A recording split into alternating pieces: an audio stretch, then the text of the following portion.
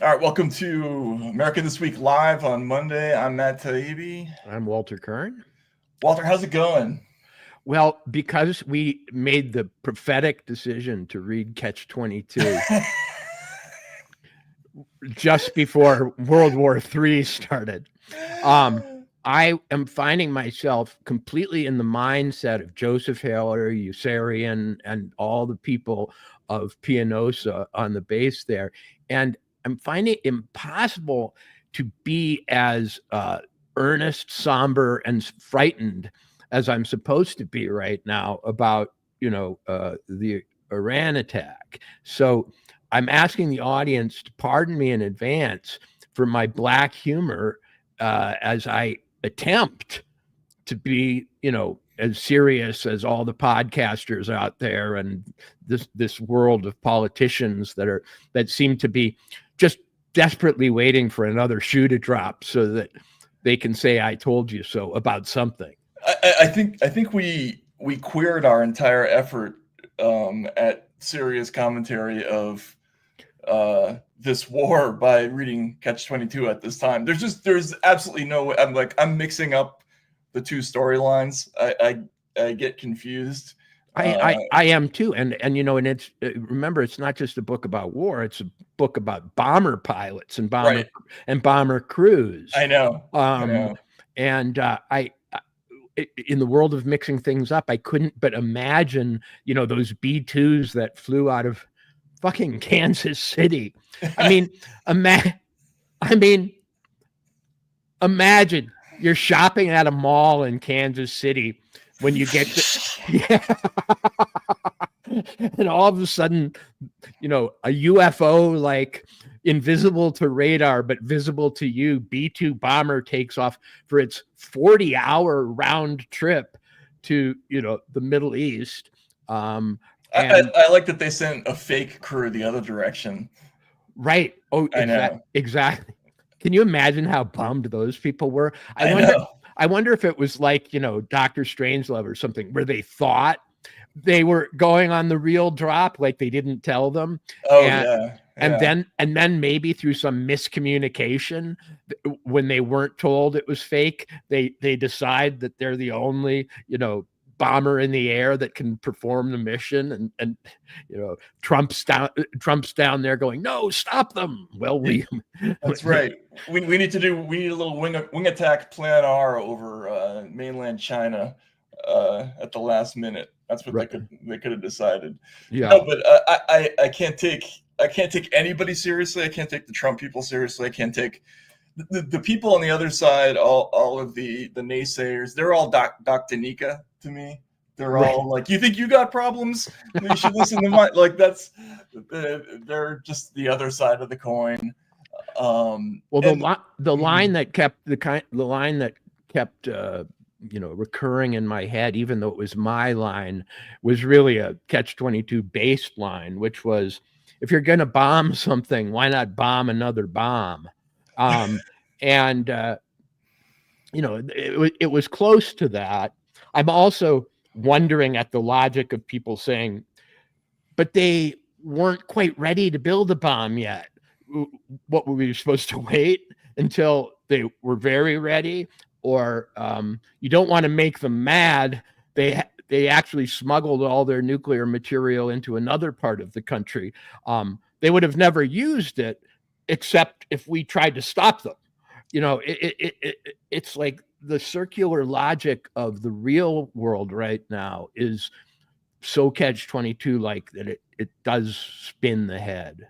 And also the complete inverse of the thinking. Like, months ago we had people who were telling us, when we launch missiles into mainland Russia, and some people said, "Oh, it's World War III." Everyone was like, "Pshaw, it's not that." Now it is World War III. We even had Robert Griffin III, RG3. The football star is telling us that it's World War III. Marjorie Taylor Greene is telling us it's World War III. Everybody's going there. So, okay, let's start with the thing. Okay. If we do we have any footage of the actual operation? Well, to all of those in our audience who have dared us for years now to take on the Middle East. Be careful what you wish for, Yeah, because exactly. we may be helpless to talk about anything else if they don't, calm it down a little. All right, what do we got here? Whipping away, 500-pound JDM coming in. Oh.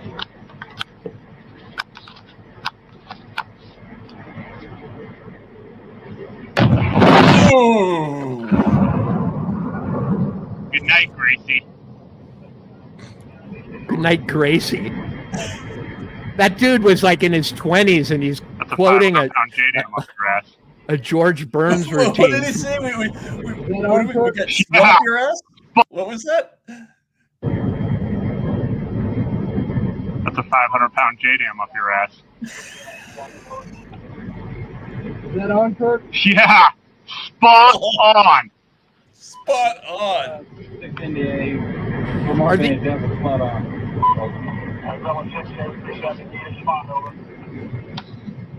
Just remember, it's not funny. Okay. Yeah, I know. I've already seen people in the comments section giving us a hard time about laughing about the war thing. Like, okay, you're at the wrong podcast if you're coming here expecting us to be somber about anything. And what good was my entire, proviso at the beginning, in which I, told you that the laughter is helpless and has nothing to do with us. It's Joseph Heller's fault. Yeah, and also look, and he actually bombed places, right? Unlike us. I mean, we're obviously not laughing at anybody dying or anything like that. There are aspects to this whole thing that are comic, and especially on the political naysaying, finger pointing side, there's a lot of absurdity here. Well, according to Iran, they'd evacuated everyone. So what you're seeing is just property destruction, to quote someone about riots one time. Yeah. So that's your bunker busting up your ass video that's supposed to give you a little bit of wood when you watch it, which conspicuously there was less of this time. Like when Trump bombed Syria, they just couldn't stop showing that shit on TV. Really, you could see the anchors. They were definitely getting a little too messing on the air. Brian Williams is the one that stands out to me. The pornographic connotations of this thing, I mean, they're always ridiculous, but this one, Operation Midnight Hammer, I mean, as I wrote today, it might as well have been Operation Throbbing Manshaft to me. I mean, like it's ridiculous, that whole thing. Here's what I have to say to our commenters who deny me the right to laugh. If it's World War III, I have every right to go out laughing. If it's not World War III, I have every right to laugh as a relief of tension from those who told me a few days ago that it was. So there you go. And I was raised on MASH. I'm sorry. Okay. But I will say this: has every footage of a bomb going off in social media history not been revealed to be actual footage from a video game a few days later?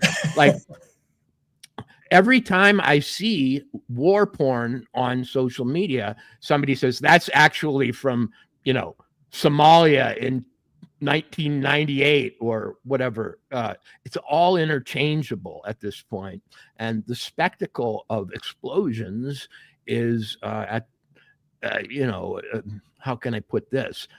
Something that we've grown used to. If it's mankind and original sin that's at fault for laughing over, Yeah, I mean, at least we're not sitting there stroking ourselves like Brian Williams talking about the beauty of our weapons or the grandeur of our weapons, which is what happened last time. But in earnest, I will say, if you're going to just be a straight reporter, the thing to report about World War III so far is that nothing has really happened.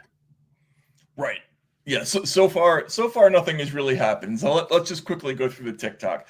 They do this thing that the I mean, it is amazing. The planes take off from Kansas City at 7 o'clock Eastern time Saturday night, and sometime after that they land.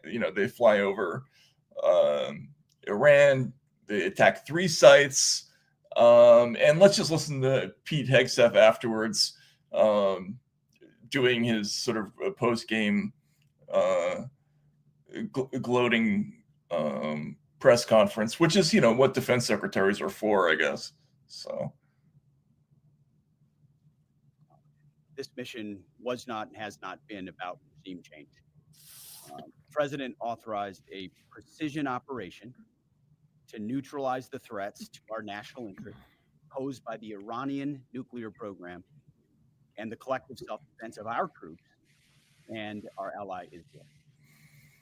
Mr. Secretary, when were congressional leaders notified? How long before the attacks took place?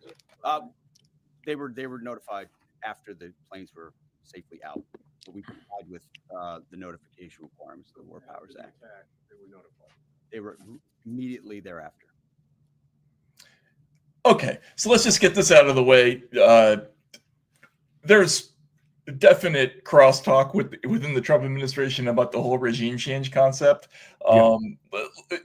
Let's look at a tweet, or I'm sorry, not a tweet. Is it a tweet or a truth? A truth. I think this is a Truth Social from Trump on Sunday afternoon. I was on a plane when this happened, so I didn't see this, but this is the one where he says it's not politically correct to use the term. Here we go. Can we blow that up a little bit? It's not politically correct to use the term regime change. I'm not sure what he means by that, but if the current Iranian regime is unable to make Iran great again, why wouldn't there be a regime change? MEGA, which is, I don't know, that's nuts, but it's very Trump. But it completely contradicts everything that everybody else is saying. Hegseth, Marco Rubio, other people from the administration, they're all saying this is not a regime change mission. Regime change is verbiage. Let's face it. The thing that's bothersome about the reality behind what we call regime change is that it usually involves occupying the damn country. Regime change without occupation, which is achieved through, I don't know, an uprising that is encouraged, or just the collapse of the prestige of the regime such that it can't rule, or maybe by it fleeing the country, is really something I suppose that you could wish for if you thought it could happen without a bunch of guys having to die and having to kill other people. So the very thought of it as, a possibility to me is not bothersome. The thing that would be bothersome is a bunch of C-130s landing with dudes in them, spreading out into the countryside or cityscape of Iran, trying to dislodge these people. Yeah, so let's see. This is Marco Rubio on Face the Nation. I guess it's Sunday, right, when he went on, and here he is saying that it was not a regime change operation. We've done everything. We have bent over backwards, okay, to create a deal with these people. Steve Witkoff has traveled the world extensively, met with them. Well, not even met with them, met through the Omanis with them and discussed back and forth. We even put an offer to them that they wanted elements of it in writing, and we offered it to them. Very generous offer, by the way. We've done it, and we're prepared right now. If they call right now and say, we want to meet, let's talk about this, we're prepared to do that. The president's made that clear from the very beginning. His preference is to deal with this issue diplomatically.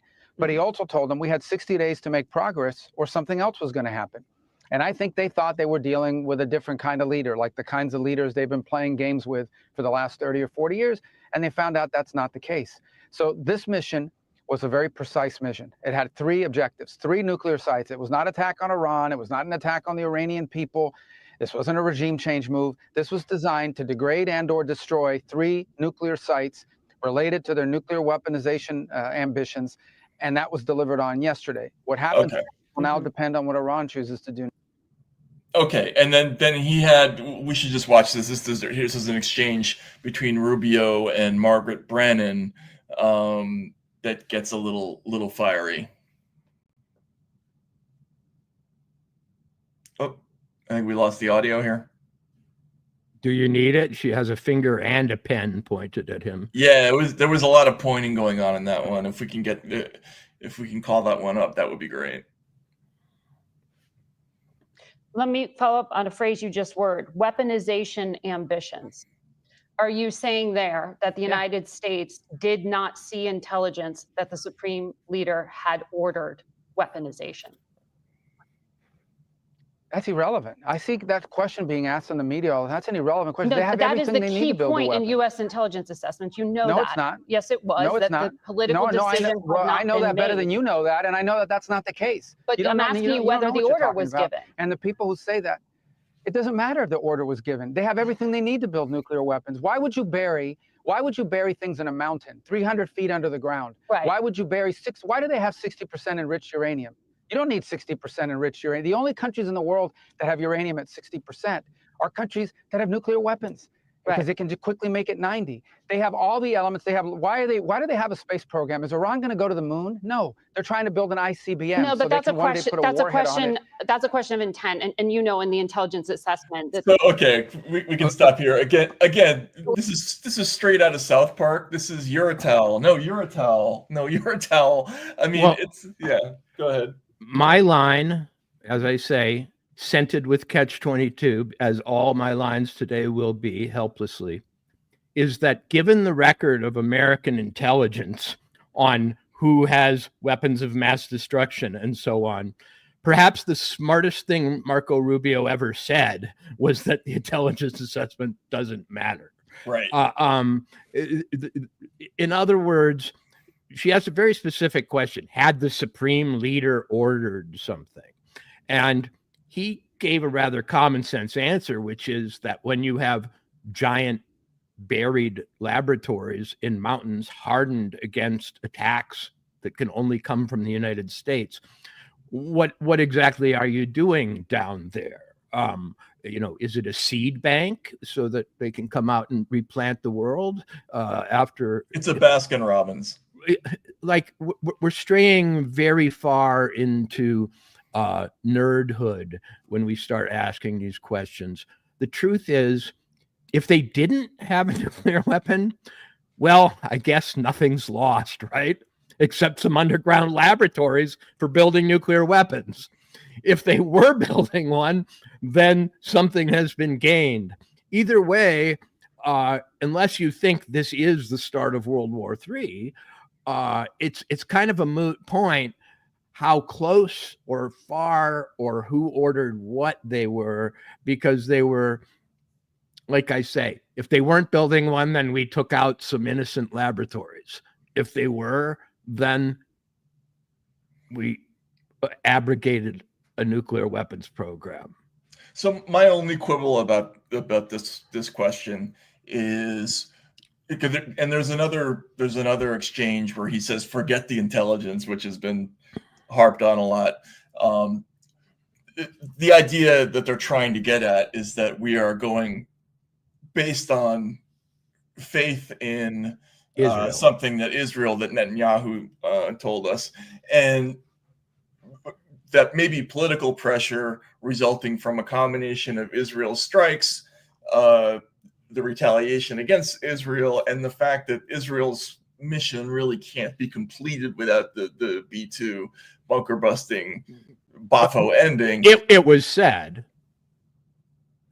It was said that it couldn't be completed. It was said that, yes. But if in fact we went on their schedule and not on ours, yeah, that is a point that I think is fair to make. But the other point, which one of our listeners also made, is true.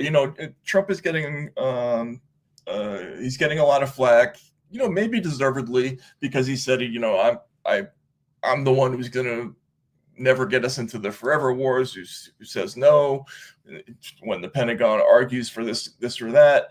But that only becomes a gotcha moment if this is actually a forever war. If this turns into actually what Rubio says it is, a limited strike with a clear objective, which we haven't had in any of our stupid fucking. Well, that is exactly it. You know. So number one, our vaunted intelligence assessments got us to go in to Iraq. Okay, so that's how good they are. Our vaunted intelligence assessments did not stop 9/11. That's how good they are. To bring them up with a straight face is, I guess, a reporter's job, but anyone who can see a more transcendent picture might ask whether our intelligence assessments aren't to be ignored almost programmatically if we want to succeed at anything. Number two, forever war. Exactly. So far, it's a never war. Okay. I know it's only 4 days later, and I might be the biggest boob in history as, you know, the world melts down later this week. But we went through this with Soleimani. I mean, I saw and I remember clearly that this was the line you could never cross, the great Soleimani, you know. And they did pretty much exactly in that case what they did in this case, which was they launched some missiles after warning some people they were going to do it. I think they were at Iraq. And now, as of today, the interesting thing as of broadcast time is that Trump hasn't responded to this attack on Qatar. And which means that instead of him saying, okay, now all the gloves are off, it's fighting time, he may have accepted that as their face-saving need to lob a few. Yeah, I mean, the Iranian response has not been serious as of yet, right? We've been warned to expect this massive asymmetrical response. It may come. I mean, that's possible, but the naked rooting for that to happen is beginning to grate a little bit. So there's I'm going to grow more serious. I actually have sources. You'd be surprised, but I have sources that are pretty good, and on the side of a true military assessment of what's going on. And it would seem, according to my sources, who haven't misled me in the past and have been consistently good over the last few months, they don't have a hell of a lot left in Iran. They've got some missile launchers, which are steadily being taken out. They don't really have an air force. What little of it they have has been destroyed. They're not ready to come back at us, except maybe in this, Straits of Hormuz situation, where they, make threats that cause shipping to grind to a halt. But so far, militarily, the question is, what are they going to fight the mother of all battles with? Right. Yeah. Nothing. And just quickly to respond to there's one of our listeners is giving us a hard time for, making light of Trump's acquiescence to the war criminal Netanyahu and everything. Like I literally just 5 minutes ago just said, like, if we are following the lead of Israel on this, I think that's a mistake. I wrote that in print today. But the point being, the damage from this is limited if this indeed is it, right? I mean, if we're not getting into a gigantic, protracted military conflict, then, I'm going to temper my upset about this. Here's my question. Would the, I can't plug the chip into my brain, which causes me to be morally outraged and furious in all the exact same ways everybody else is.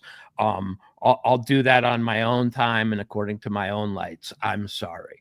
I will also accept that most of this has already happened. So the question of whether Trump and the war criminal Netanyahu will get together has already been decided. Okay. I might go to the grave fuming about it, but there it is. The bombs have been dropped. There it is. Now, going forward, the question is this: on its own terms, if we were to stipulate that this was a short-term exercise in taking out the nuclear capacity of Iran, and let's also stipulate that it largely succeeded or degraded that capability, and that it is also accompanying an action which has pretty much clobbered the Iranian military. Is that a good thing or a bad thing? In other words, if we want us to argue about the thing on its own terms, we can do that. If you want us to argue about whether, it's all a mistake, an error, it's bound to go wrong, there's going to be blowback, how they're lying and so on, we can do that. But so far, it has not spread. It has not engendered some massive response. It has not led to a troop insertion that we know of, at least, into Iran. And so what am I to say? Yeah, there isn't much to say as yet. Now, just to go back and do the chronology, and I wrote about this on the site today. This has been fairly elaborately reported by media outlets on all sides. Essentially, the immediate trigger for this was that in late May, about a month ago, Trump's advisors were in talks with Israel, and Netanyahu informs them that they're going to do this. They give them a long list of reasons why they're going to do this. There's a little bit of back and forth about whether or not this is a good idea. Then finally, I think it's on June 8th, there's a call between Trump and Netanyahu, and Trump is impressed. According to the New York Times, he's impressed by the ingenuity of the Israeli military planning. Apparently, they're talking about the sources they had inside the country, and he gets off the phone and tells advisors, I think we might have to help him. So if you want to go back and criticize the notion that, we were sort of goaded into this by Israel, that we wouldn't have done this on our own, like, those are all legitimate criticisms. I made them myself. I think that it's a bad move. It's a mistake on that level. But the idea that, it hasn't become a disaster or forever war yet. And if you're going to do one of the only kinds of military actions that I'm actually in favor of is something that has a clear objective, that is completable, and if accomplished, makes you safer in the end and is necessary. We're dealing with a state that, for whatever reason, some people blame us for this, and you can go all the way back to the early 50s to assign blame. But we've been engaged in hostilities with Iran more or less nonstop since the late 70s. It has not been without pretty serious consequences. Ships being sunk, hostages taken, the Beirut bombing. It goes on and on. Khobar Towers, which Clinton privately contacted Iran about to say, we know you did it. If we really want to go back, let's blame the British, and their oil companies and their colonial policies in the Middle East. But, we can only go back right now to last week, as far as I'm concerned, because it's called America This Week, not, America This Century. And I for all our sins and all our errors, I think this should be remembered. One of the reasons our wars in the Middle East have been forever wars was because we were really fighting Iran without fighting Iran. Iraq dragged on because of Iran's support, because of Iran's roadside bombs, Hamas, Hezbollah, and other groups, proxies for Iran. In other words, the thought that this head of the snake type operation might be warranted compared to tail of the snake operations, which we seem to have specialized in.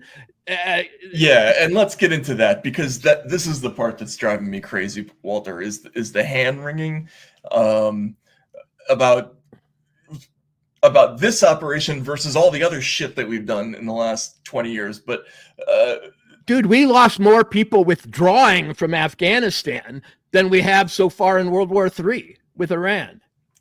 Right, exactly. So let's just listen. The Democrats are basically going with a script. They're almost all of them are running it, which is, this is illegal, it's unconstitutional. I guess let's listen to Jim Himes on this. This is probably pretty representative. This is the old, they didn't inform us. It's blah blah blah. What does he say? As a member of the Gang of Eight, you are, of course, one of them.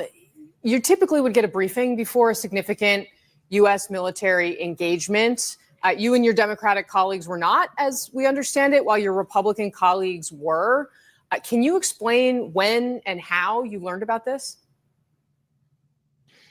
Yeah, look, I learned about this strike last night on Twitter, which, as you point out, is an uncomfortable thing for the ranking member of the Intelligence Committee, particularly given the fact that the whole premise here is that something changed, right? That, Prime Minister Netanyahu made reference to new intelligence. There was some mention of it this morning.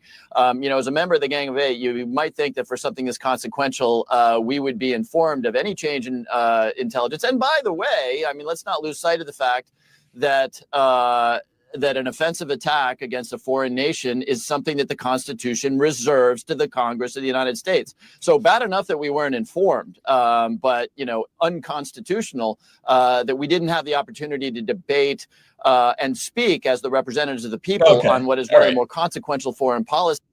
Walter, do you want to take a whack at that, or can I? The Bin Laden raid, drone strikes across the Middle East under Obama. Every undeclared war that we've been in, and I think that's all of them recently. Yeah, we haven't had it. To be clear, we haven't had a declared war since 1942. That was the last time. We passed the authorization to use military force in 2001 after 9/11, which basically gives presidents a blank check to start wars without Congress. It passed 98-0 in the Senate and 420-1 in the House. It was completely bipartisan. We have gone into at least 22 different countries under the auspices of the AUMF. Including Afghanistan, the Philippines, Georgia, Yemen, Djibouti, Kenya, Ethiopia, Eritrea, Iraq, Somalia, all over the Middle East and Africa. It covers all of our protracted engagements in the Middle East, and only at the tail end of Trump's first term was there an effort to try to reverse the AUMF, which Trump vetoed, right? So here we have a party that sat back and watched as both Republicans and Democratic presidents just went into one country after the other on the using this ridiculous law as a predicate, and now all of a sudden they want to tell us that they're concerned about the War Powers Act, after we've been calling everything from the Korean War to Afghanistan to Iraq to Syria to Libya. They're all something other than wars, apparently, until now, until this one bombing. did he seriously suggest that they should have had a debate before this kind yes. of operation? Absolutely. Yes, we should have had a debate. And not only that, they're now talking about obviously the unconstitutional launching of military action as being a predicate for impeachment. So AOC went with that. What did she say? The president's disastrous decision to bomb Iran is a grave violation of the Constitution and congressional war powers, absolutely and clearly grounds for impeachment. Sean Casten from Illinois. No president has the authority to bomb another country that does not pose an imminent threat in the U.S. without the approval of Congress. This is an unambiguous impeachable offense. Remember, we just like 10 minutes ago were sending missiles into Russia. I mean, granted, technically it was through a proxy, right? But if even our own forces have been bombing all over the world for 25 years now. So I don't know. I get really, very hot about this. It's like, come on, really? Like that's the best they can come up with? Well, apparently we are everybody's bitch because, the same people who are complaining that maybe Netanyahu has unusual influence are celebrating and bringing Zelensky over literally to bomb factories and to speak before Congress and to tell us what to do and how much money we have to send him. I mean, Israel must be feeling pretty slighted as the secret masters of the U.S. when they see Zelensky running, us for years. In fairness, though, that's the same reason why I don't love this operation. I mean, I don't like it when my point is simply hypocrisy, not principle on this point. America has many masters, apparently, none of them in the United States. The problem last week was that Trump was a dictator. Now it's that he's a puppet. Right. Yeah, exactly. Puppet dictator, I guess the worst of both worlds. A dictator. And I thought he was Putin's puppet, by the way. And aren't Iran and Russia allies? Right, and that's one of like 19 different things that doesn't quite work if you try to do the math. There are all these, like I saw the Veterans for Peace. I forget what the name of the group is called. They're demanding an immediate end to every engagement in the world except the Ukrainian war. Nobody seems to remember that, Iran is supplying weapons and aid to Russia to attack Ukraine. So it's hands off Iran unless we're fighting them in Russia, or I don't really understand that. Well, as I say, Trump is either a dictator, a puppet of Israel, a puppet of Putin. You can't be both. I don't think. Can you be a puppet of both Israel and Putin at the same time? Well, Putin he left a little door open for that, saying that the reason he's not upset is because there's lots of Russian-speaking people in Israel, which is true now. But at the same time, Medyev's saying, well, anybody can bring a bomb over to Iran. Were they not going to be a nuclear power unless we tried to stop them in an absolute catch-22 feature? They were never going to be a nuclear power unless we tried to stop them from being a nuclear power. Yeah, right. They can only be a nuclear power. How does that work? The construction. We'll have to figure out the exact way that Heller would write that later. But yeah. It's I can already hear it. All right, just for the sheer skin crawliness of it, let's hear Adam Schiff on this, talking about the arrogance of somebody else. Mm-hmm. First of all, Casey, I want to express my gratitude that the pilots are all out safely and acknowledge the skill, the bravery, and the professionalism of all the military forces that were engaged in this military operation. But it's not an operation that should have ever been authorized by the president. in the absence of intelligence showing that Iran had made the decision to break out and build a bomb. The intelligence I've seen, and it's been limited, indicates that Iran had certainly enriched uranium, but had not made the decision to build a bomb or pursue the mechanism of a bomb. And in the absence of that, this is not a strike that should have been ordered. In watching Hegseth during that press conference this morning, we saw a lot of arrogance from the defense secretary. And as wars in the Middle East have demonstrated, arrogance is a deadly commodity.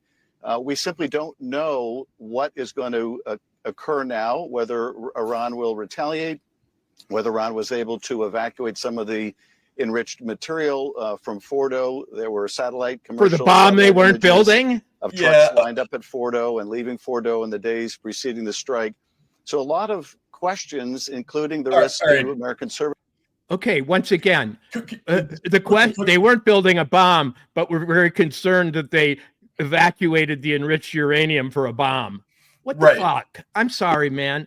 I really have to call Midwestern rules on this thing. Like I say, if they weren't building a bomb, what are they so pissed off about? They weren't building a bomb. What did we do? Take out some factories that they were using to build Jeeps that they just wanted to have underground in case, or they wanted to build a bomb? Okay. The question about how close you're supposed to let people get or not is one for others. Various people would have me believe, at least, that a nuclear program is a multi-pronged industrial endeavor that involves incredibly difficult steps. They don't have to do with having the scientific knowledge about how a bomb is built, but having the industrial capacity to do it. They include centrifuges. They include the ability to polish these spheres that go inside other spheres to such precision and such dust-free, perfection. It's a widespread, like the Manhattan Project. We all saw Oppenheimer, which was in one setting. It was out there in Los Alamos. But of course, at the University of Chicago and in Tennessee and all over the country, there were facilities which were cooperating to make the material and to make the sort of structure that would allow this thing to happen. Now, they had those from what we can tell, but there is some signed piece of paper that's missing, apparently. Well, you can argue all day long that they had no intention, but why you would go to these arduous lengths to create this incredibly expensive and incredibly proficient set of industrial capacities for some other reason has yet to be explained. No, look, there's only really one reason why they're doing this, and you can make the argument that Iran was impelled to steam toward the construction of a nuclear weapon by the tearing up of Obama's deal. Now that's an argument that people make. I understand it. I do too. They were supposed to go slower. Well, right, exactly. But either way, they're still trying to make one. I mean, that's still the whole issue here, is that whether it's by heading it off by a deal, which is what Obama did, or heading it off some other way through threats or sanctions. The deal was not to head it off. I defy anyone to prove to me that the Obama deal was to stop them from getting a nuclear weapon. It was to slow it down. It was to slow it down and try to keep Iranian nuclear development at a certain point. Now, there was also the Stuxnet, cyber attack that maybe we indulged in at that time, and but. Was the policy of the United States to let Iran become a nuclear power? No, of course not. And I'm sorry, go ahead. Or to stop it. Trump fooled everybody, apparently, by saying he would not let them have one and then stopping them from having one, which I guess in American politics is the best way to fool people, which is to say something unvaryingly and then act on it. The ultimate ruse in American politics, do what you say. But that this is being debated at the level of whether or not they wanted one or were trying to get one is a little hard for me. I realize that maybe there's some substantive difference in them having it 2 years from now instead of next week. But that's the difference we're arguing, apparently, because no one is saying we had ever created a structure for stopping them. Right. There have been countless different strategies that have been deployed. Okay, here's someone who's saying Iran does not want a nuke. Come on, are you kidding? How do you know? How do you know? Have you penetrated the secret police-filled closed state? Are you speaking from an Iranian base right now? If they don't want it, then why are they disappointed that they don't have it now? Yeah, and look, there are all these people who are saying, and I've talked to some folks who I like and respect a lot, who say, who are we to decide for some other country whether or not they can have a nuclear weapon? Well, there's an argument. There's an argument. Who are we to intercede in the progression of Iran toward nuclear statehood?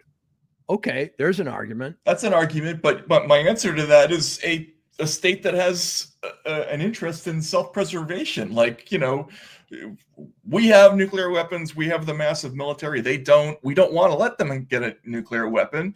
This is a country that has a demonstrable record of terrorist sponsorship against us for whatever reason, whether you want to blame us or not, whether it's our fault or not. They are a belligerent, and we don't want them to get nuclear weapons. We can't allow it. Now, I'm gonna give our audience something to yell at me about, since they want to, or some of them do. I had some long discussions about Iranian nuclear aspirations with people who are, as I say, are more in the know than probably most in our comments section, maybe. And one thing one person told me was that, I said, when were they going to test it? How are they going to complete this program and then test a nuclear weapon? And the person said, that was one of the problems. Their program is so infiltrated and has been so infiltrated by the Israelis that if they had, one of the reasons they don't want the actual bomb is they don't know if it might not go off or might go off in the wrong way. In other words, their capacity to have the bomb and then bring it out and test it and be sure it works is something that scares them almost as much as not having it, because it could be that some Stuxnet-like thing suddenly goes whoosh and blows it up, or diffuses it, or causes them to be embarrassed before the world, or whatever. In other words, the fact that they hadn't gone the last mile may not be a measure of their lack of desire, but of their nervousness about what going that last mile might entail. Right. Yeah, no, obviously there's no way there would have been no way for them to do this in the conventional way. Like, if they had done a test, then that could, well, then it would have been too late, wouldn't have been? Yeah, it would have been too late. Yeah, exactly. Okay. Let's just show some footage from some of the protests, the Hands Off Iran protests. By the way, these were the language for this was developed almost overnight. Incredibly, and this is another one that just blew my mind. The same people who were furious at the selfishness of those who said we don't want to be spending money on Ukraine. The money should be spent here. Look at what these signs say on this one.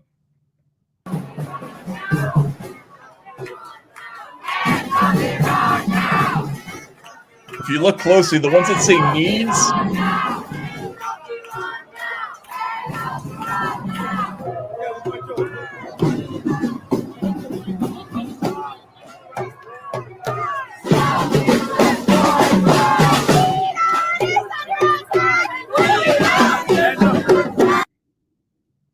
yeah, it says the signs say money for people with needs, not war with Iran. Suddenly, that's a legitimate argument. I don't know. I'm frustrated by everybody on all sides of this thing. My serious question, Matt, is this, and I hope I open this to comments.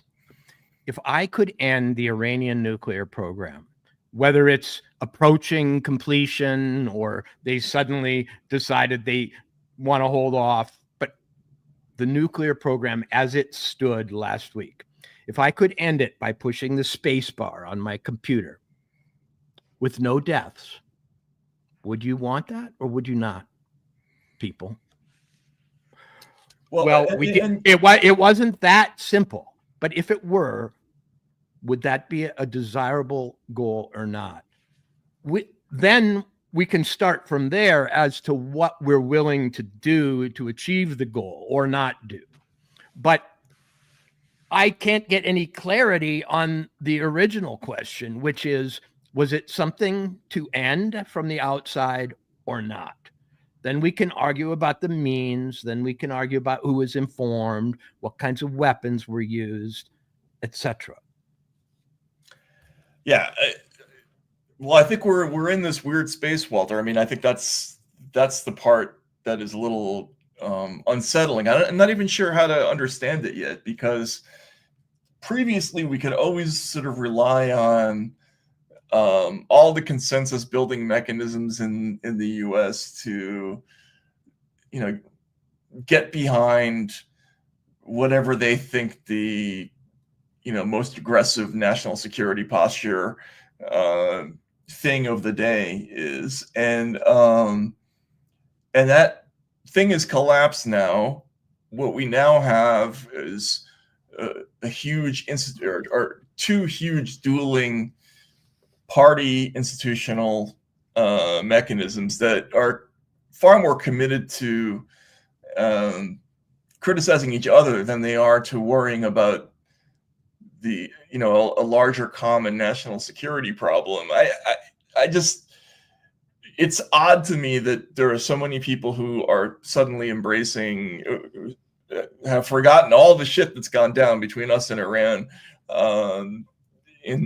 since the late 70s, in a massively different way from Iraq, for instance, right? Where, the problem with Iraq is that it wasn't Iran. The problem with Iraq is that, I mean, here is what's interesting to me.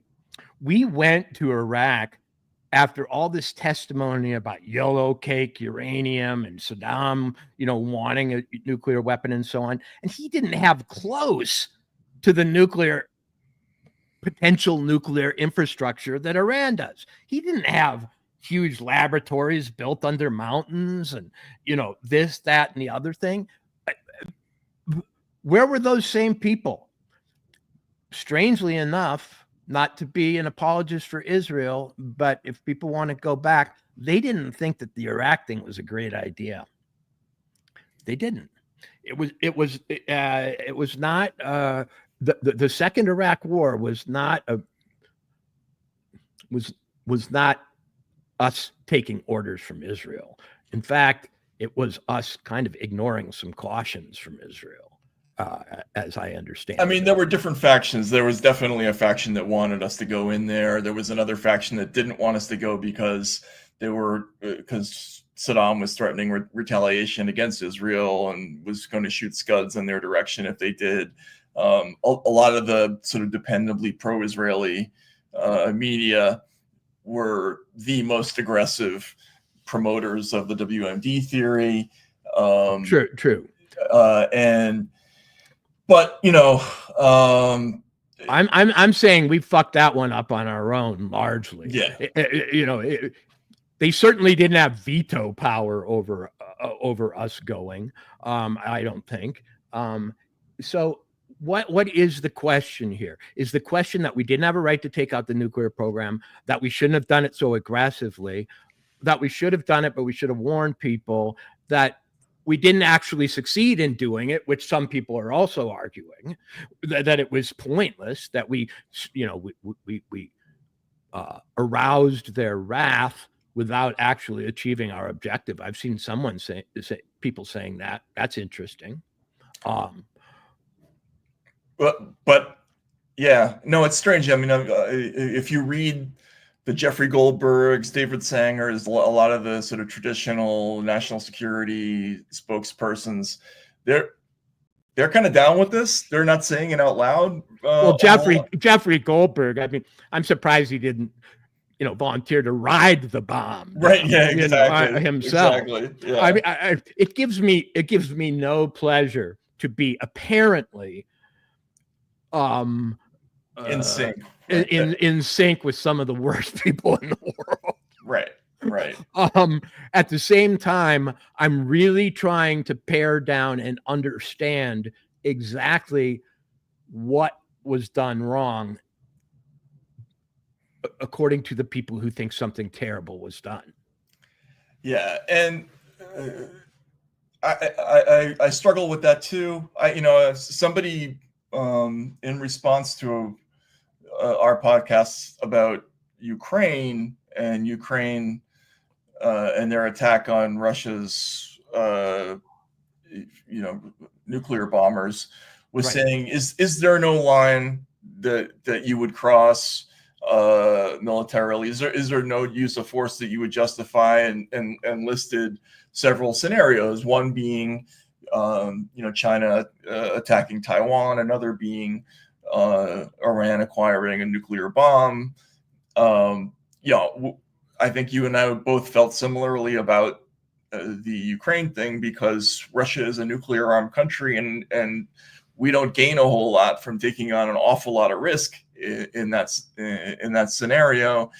And the other thing I didn't like about that is, when you give a client state the power to kind of leverage you into backing their play, you lose autonomy over the situation. It's one of the reasons I don't like this that much. But having said all that, a state that has a long history of supporting terrorism, acquiring a nuclear weapon, is one of the few things that to me is kind of a no-brainer military action. Now, whether they were actually close or not is another thing. But yeah, I think, to answer your question, if we could magically say that they didn't have that capability anymore, I'd be for that. I think most Americans should be. It's the question of whether this is going to turn into a quagmire or a protracted conflict, which we'll have to see. If it does, then we'll earn that reparation. I made a prediction Thursday when we record our Friday podcast that next week would dawn, as it has, that sometime in the middle of next week we might just be in a negotiation with Iran.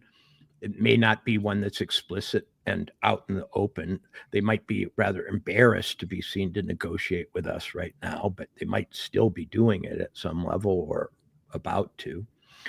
And I stand almost alone, I realize, with the belief that the world might just go on, and we perhaps should consider that possibility along with all the other ones that get you a lot of hits on Twitter. Remember, there are no payouts for the people who say shit's just going to kind of stay the same. I mean, we live in a world where the alarm and fear and apocalypse are pretty much, prizes to be coveted by commentators and so on. But it's been my experience, and you can call me an old guy, that the one thing all the apocalypses of the past have had in common is that they haven't happened. Right. Yeah, they haven't. So you know, call me a crazy optimist. But it's not optimism that tells me that it might just be, among all the possibilities and all the stochastic charts you can make, that one of them is we took out a nuclear program that may or may not have been close and may or may not have been fervently desired, that we're not going to have a forever war, that there will be a negotiation of some kind, or perhaps the regime will fall. And that is at least as possible, I'm simply saying, as the idea that some joker's going to spring out of the box and or we're going to get involved in another Iraq. Yeah, right. That doesn't look like it's going to happen at all. Well, I like this guy. This guy, Jupiter 458. No, I want to answer, but go ahead. Yes. He doesn't get the moral superiority of thinking that the U.S. has a right to have nukes, but others don't. Total horseshit. Dude, it's not about rights, okay? Yeah, I know. This isn't about right and wrong. As far as I'm concerned, no one has a right to have one. Right. You know what I mean? That's little peacenik Walter, who's actually buried inside this cynic. I don't think anybody has a damn right to have a nuclear bomb. I don't think anybody has a right to have sharp fingernails that they're going to use against others. But I don't think that grizzly bears have a right to eat me, though you might disagree. However, they exist. I exist. You know, I came in the middle of the game, like all of us human beings. They'd already started this war thing on Earth and these weapon systems, and don't have time travel to go grab Oppenheimer by the throat and say, "Don't do it." Well, right. I mean, look, from the minute, who was that guy? Leo Szilard, the physicist who was crossing the street in London and suddenly had the idea about a nuclear chain reaction in the 30s. From that moment, it was inevitable somebody was going to have a nuclear weapon. Thank God we were the ones who got there first, because the Germans were trying to as well. Should we have used it in Hiroshima and Nagasaki? I think that's a very good question. I don't. Even Eisenhower didn't think we should have. Yeah, but we haven't. No one's dropped one since, and we can't. It's not a good thing to let everybody else have them. It's not like this isn't the Marquess of Queensberry's rules of nuclear engagement. We have them, other people don't. We don't want other people to get them. It's just not about fairness or right or wrong. It's the same thing with territorial conquests. Like nobody has a right to land. You have a right to what you can defend and maintain, and that's it, right? It's a never-ending dog-eat-dog, horrible, awful situation, but that's just the way things are, and we can't let the moral. I'm mystified at the naivete of this whole thing. Right. Do we have a right to live? My dad always said we didn't. He always said you kind of had to feed yourself and find a way and make a way, because as a matter of rights, no one was going to come along and keep you alive. Now that's maybe a cold, hard statement of pessimism, but the truth of the matter is this: Russia has one, China has one. They have more than one. Nuclear, North Korea has one, whether they can do much with it. India, Pakistan, yeah. India and Pakistan have them. If you're arguing that if we have them, everybody should, well, go ahead and try, I suppose. I don't think that would be a very good situation, but go ahead. Mm-hmm. And why don't we share, now that we do have them, why don't we share them equally? In other words, why isn't there nuclear equity? Why don't those countries that have them distribute them according to some formula to the rest of the world? And we'll see if everybody just shapes up and acts accordingly or doesn't. I guess it will be interesting as a thought experiment that might kill millions of people. Yeah, so here's Jupiter's response, not talking about fairness, talking about how nonsensical it is to argue that others shouldn't do what you yourself do. Oh, what? What Dude, okay, let's get to Quetch 22 really fast, because I'm arguing that every day. Is this Kantian morals, where it's some reverse of like, don't just do unto others what you wish they do unto you, but award unto others everything that you have. Well, listen, guy, have you given away all your money yet? Have you given away your house? Have you shared your mate, whoever they might be, with everybody attracted to them? I read the New Testament every morning, and I know that without that commitment, you might not go to heaven, according to Jesus. But we fall far short of that every moment we breathe. And I will today fail to award to others all that I have, I'm afraid to tell you. And Iran, if I were in their position, I would try to acquire a nuclear weapon. And if I were in our position, I would stop them. Exactly. That's just the way it works. This is the world. Look, this whole business about the Constitution, War Powers Act, maybe this is the time for a reset where we do put this back in the hands of Congress. I'm all for it, as long as it's for everybody.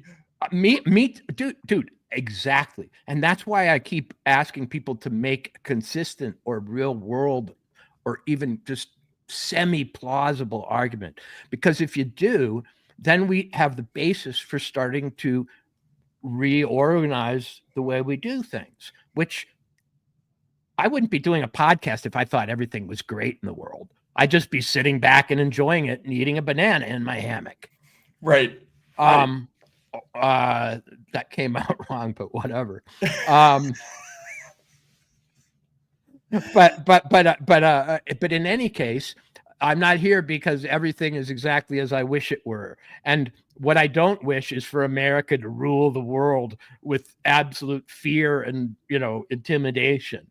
I think that throughout the course of this show, we've shown a willingness to live and let live, and have criticized America's overreach. But I don't know that this was an example of that. I don't know either. And again, look at this comment. So patriotic, us, them, Matt and Kern accept the framing of the empire. Dude. No, I don't. How is the first person plural and the third person plural as part of my vocabulary accepting the empire? Are they all us? I guess go over there and tell them that they're actually you. See how much they like it. Okay. I'm not sure. Is this the proletariat? And I guess it's Iran. I would assume in this case. Well, there's a lot of us's in Iran, let us remind you, that aren't the regime. Okay. I think if you want to go by intelligence assessments, there is a large proportion of the people of Iran who don't support that particular regime, as evidenced by the fact they have to throw their enemies in jail. Okay. So if the them we're talking about is the people of Iran, maybe they should have more of a say in their regime, and you should be wondering about their precarious relationship with those who rule them through terror and surveillance and secret police and riot squads in the streets. Yeah, and maybe some of that is our fault because, look, listen, it's all our fault in the end, right? It's all our fault in the end, but it's just so. I feel bad because I let myself lose my temper over this, but reading Catch 22 does put you in a frame of mind where it's just very hard to take seriously a lot of the hand wringing and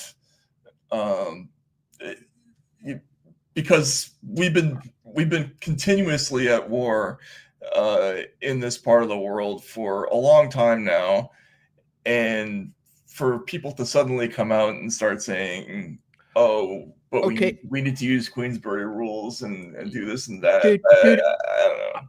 I remember when the reigning criticism of the American right was that it was no better than the mullahs of Iran. I remember when the theocracy of Iran was held up as the oppressor of half the women in its country, and a force for absolute medieval religious rule that, when it even peeked its head up in America, was condemned by comparison. Right. Yeah. No, I know that that was the criticism, right? Anyway, whatever. I'm just gonna also add this. As of now, the truth is, and the facts are this: we either took out a nuclear program that didn't exist, at which point, I guess we can just go pay them compensation for whatever those factories were for, or we took out one that did.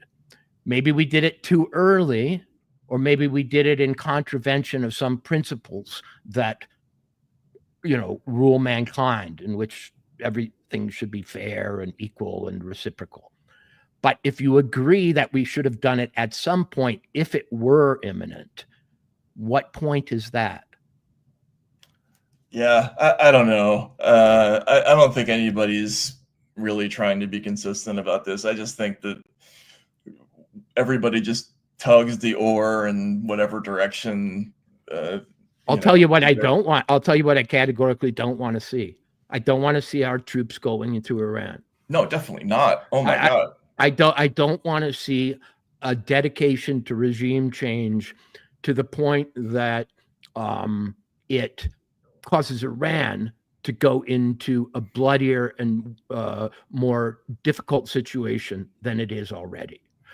In other words, I don't want to see Iran become chaotic and full of, civil strife to the point where it's not worth it. No, I don't want to see that either. No, and the even Trump's, make Iran great again. I mean, the huge catastrophic error of the Bush administration was thinking that replacing Saddam Hussein was going to improve the world. We were going to create Switzerland there, and they made exactly the opposite, and we ended up with ISIS and mass migrations in all directions. And that's why we should be terrified of the possibility of any kind of continual engagement in the region. It hasn't happened yet. We've had a bombing. That's it. I think that's everybody's got to chill out, I think. One last observation. Why can't Matt and I fly to Tehran tomorrow and do a little writing by the pool and broadcast? We can't do that because why? We can do it in Paris. We could do it in London. We can do it in Riyadh. We can do it in Dubai. We can do it in Lebanon if we want. Why can't we do it in Iran? Because we're enemies. And we have been for a long time. And we didn't cause it. And we aren't single-handedly keeping it alive, as far as I can tell. No, I don't think so either. It's just a problem. Like this is one of these things that's going to come up. Like there's a moment at which maybe this wasn't the right moment. Maybe it's a year and a half from now or 18 months from now when this would have been a real decision point. But it was going to come up sooner or later. And well, we're told that they just distributed the enriched uranium that they don't want to use for a bomb, which tells me that they were on the point of maybe making it impossible to take out their nuclear program by so dissolving it into the countryside that it wasn't possible.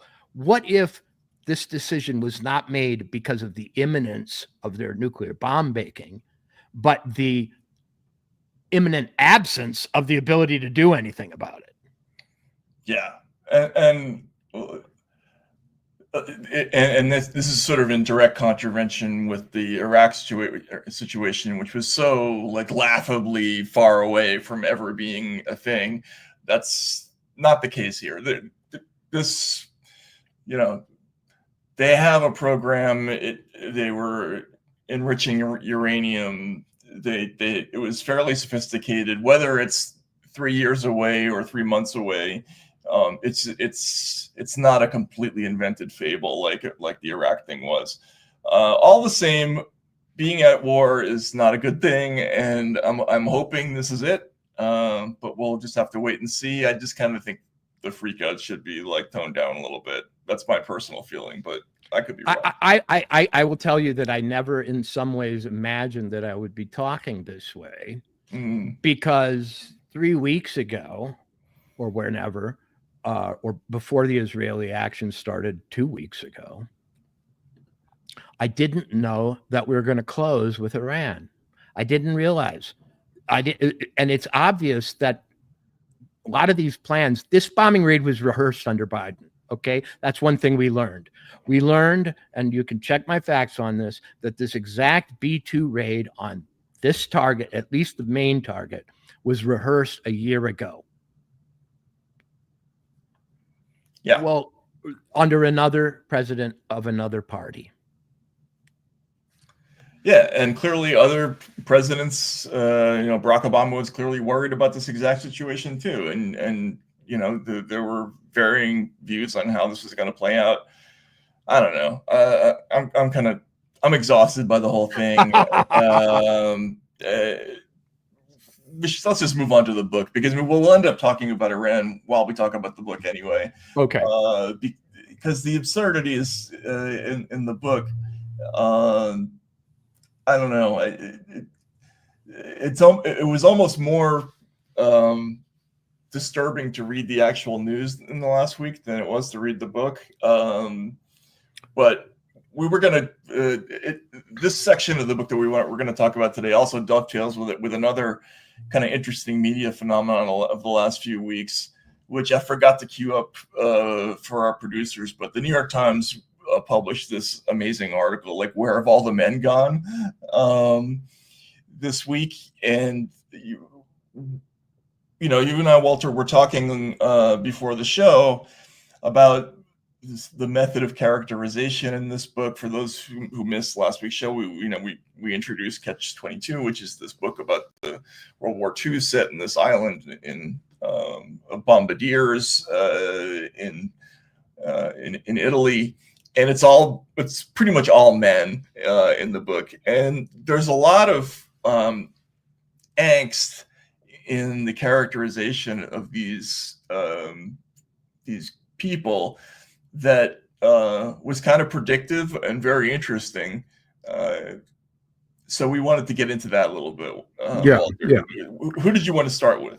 Well, so to quickly stitch together what we just talked about in Catch-22,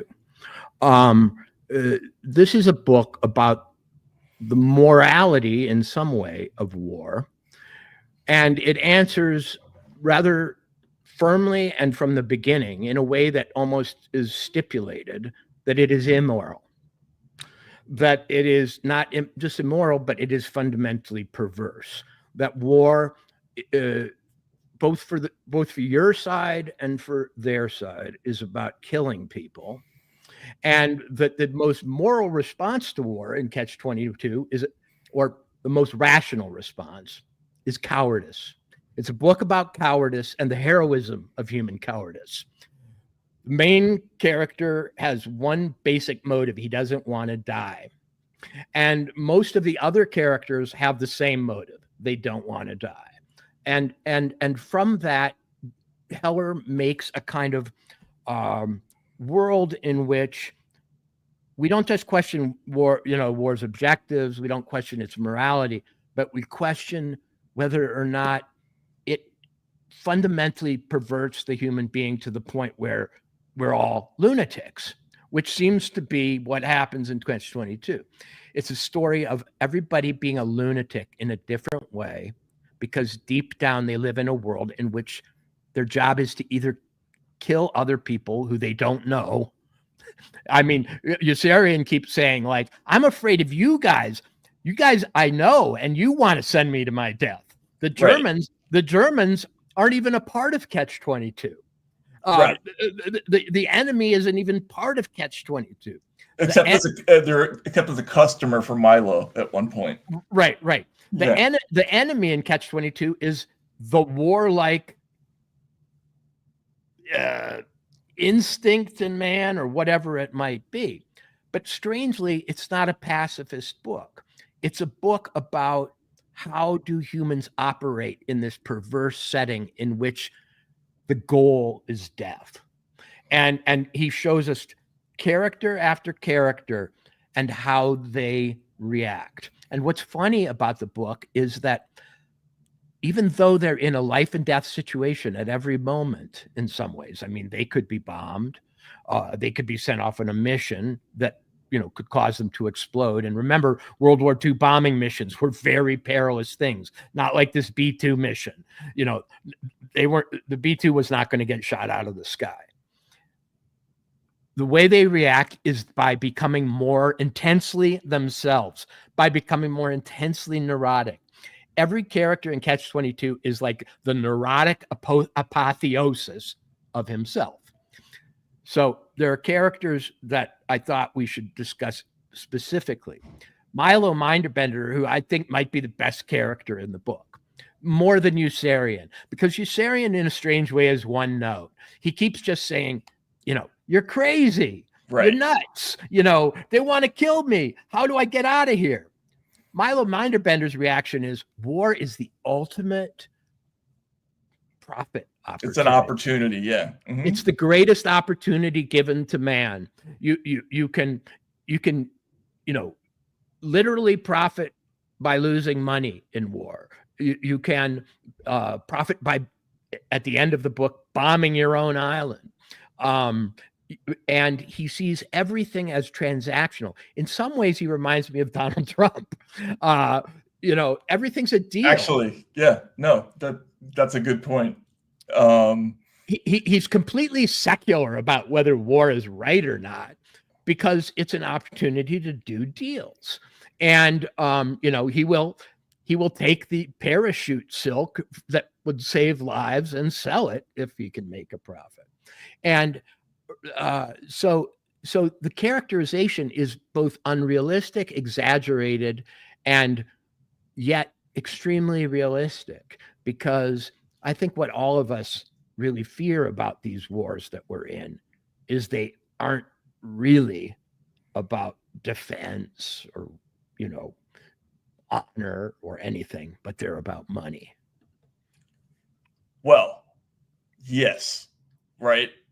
I mean, that's one aspect to it. I mean, I always thought that part of the book, the Milo characterization was, it was something that was sort of intertwined with the other themes of the book, like almost like a pretzel. Like the profit motive was sort of one half of the turbine that made the whole madness continue. The other thing is this, I don't know whether the Freudian death urge or the self-annihilating instinct just in human beings. You mix that with the opportunity for profit that Milo discovers, and that's what propels all this lunacy and our inability to wake up out of it and stop, right? But yeah, no, that's interesting. It's said that Heller was mindful of the notion that Milo represented the military-industrial complex. The thing that goes on, there are two old activities in according to the Bible, and one of them is trading. Is this for that, and even the devil gives Eve a trade. You can have knowledge of good and evil, and you'll have to do this. You'll have to give this garden up, maybe. What I love about Milo's character is that it is independent of the question of whether war is moral, and simply asks, can a mankind who are devoted to their own profit ever have anything but war? I mean, he's both the devil, and yet he is a kind of character who transcends what's going on around him, because you realize the Milo Minderbenders of the world will survive no matter what. The moralists might not, you know, the gung-ho people might not. You certainly prefer him to the gung-ho people in some ways. Yeah, like the General Dreidel, General Peckham, Right. those characters, Colonel Cathcart, right? And you don't like him maybe as much as Major, right? Who actually might be my favorite character in the book. Right. And this is an interesting thing, because there's a series of characters in the book. The chaplain's another one. Yossarian is kind of another one, who they don't want to deal with the responsibility of, you know, authority. Right. They don't love the job they've been asked to do. And you know, they secretly rebel against it, but they don't really have any place to go. You know, ultimately they can't escape themselves. Major is the ultimate example of this.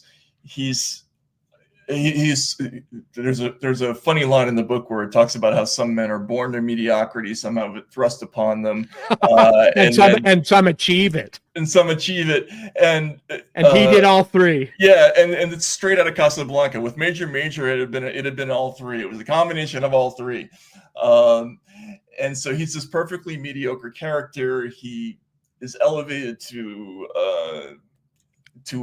you know, a rank, but he doesn't want to make any decisions. He doesn't want to be part of this thing. And he finds one secret pleasure, which is that he wants to be Washington Irving. He wants to be what Yossarian is doing. He wants to be an artist.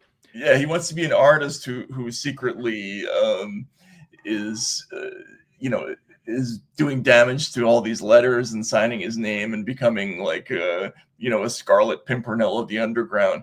But he can't do it in the open. He has to hide, right? So there's this great passage. Major forged diligently with his left hand to elude identification, insulated against intrusion by his own undesired authority, and camouflaged in his false mustache and dark glasses as an additional safeguard against detection by anyone chancing to peer in through the dowdy celluloid window from which some thief had carved out a slice. So, and this is his secret existence, is to be a rebel against all of this, and to, right, you know, in a really tiny, inconsequential way. And then also he leaves his office, jumps out the window whenever anybody tries to have a meeting with him, but ultimately he can't escape. Okay, here are the things, and to restate a point that I think I stated very ineptly before. In this book, war is a given, okay? We're not looking around for people protesting. None of them are really. They're not really deserting until the very end. They're simply existing within the framework of the ancient and ongoing warlike nature of society. And so in some ways, to read Catch-22, you have to set aside your moral furor, because you're not going to find any characters in there who are objecting to war itself. They're just trying to survive it. And I think that's what's true of all of us human beings. We might have principles, and we might have morality, and we might even be out on the street, but we've got to survive the madness that is history. And nobody in this group started it, and nobody can end it. They just can survive it. And that's what Yossarian wants to do over and over. They can survive it by being sick. They can survive it by trying to get out early, by pretending to be crazy. But there's a heroism in the fact that none of them are the authors of the world that they found themselves in. And every character is sympathetic in Catch-22. And what makes them sympathetic is none of them are more powerful than the war itself. That's true. There's no outright villain. I mean, Milo comes closest, oddly enough, to being. I mean, he ends up bombing his own squad. So, so that he takes his particular madness furthest. But what I love about Major is that he's appointed major, or he's promoted to major because his actual name is Major, and somebody thinks it's funny. A computer apparently is what Heller tells us, to give him the rank of major when his name is already that. So he's appointed as a joke, and he finds himself. It's the ultimate book about, what's it called when you're afraid that you're not equipped or don't deserve something? Oh, imposter syndrome. Oh, yeah. Right. Yes. So Major is imposter syndrome par excellence. He's gotten this rank and he's the squadron commander. And a lot of Catch-22 is about language and titles and rules, and how every rule and every title and every regulation is actually its opposite and irrational. It almost makes you think that Heller was a libertarian down deep or something, because he sees through absolutely every attempt to give order to society. You have this sense that like the only thing he really believes in is when they go to Italy and just get drunk and have sex with people. That is the only thing he can truly endorse. But in any case, Major has a executive officer, and he sits in his office and he said he can't decide if the executive officer is somebody above him who isn't doing much, or somebody below him who isn't being properly obedient. He doesn't understand his role. He's like, he notices that even though he doesn't do anything, the squadron keeps functioning. So he says, was somebody doing his job without him knowing it? And to me, that's a key to Heller's vision of war, that it's a thing, that it is a mechanism, that it goes on, that it has a logic all its own, and that people are caught up in it. And I know nowadays we like to believe that we're all morally responsible for every fucking thing that happens in America and the world. But this was a earlier brand of sophistication in which he said, what you're responsible for is your own survival in a madhouse, and that you don't become cruel. There are actually moments of cruelty in the book, and they're all, Oh my God, we got to find the Major Danby moment. Hang on a second. That's go ahead. Yep. But if you saw the show MASH, which I alluded to earlier, and weirdly the novel MASH was published in the same year, I believe, or almost the same year as Catch-22. All these surgeons and all these people in this medical unit, and I know they're not a fighting unit, are not asked to stop the Korean War. They're asked to survive it intact and with a kind of some sort of gentleness toward their fellow man, without becoming cruel, mean, or violent, strangely.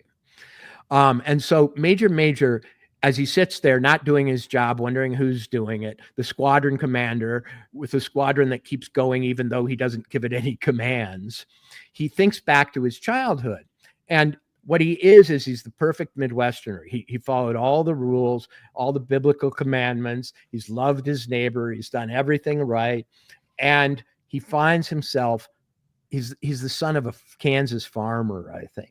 And there's a wonderful. Oh my God, the description of his father is unbelievable. Yeah, the father is a conservative who believes that the government has no right to be, supporting anyone except farmers.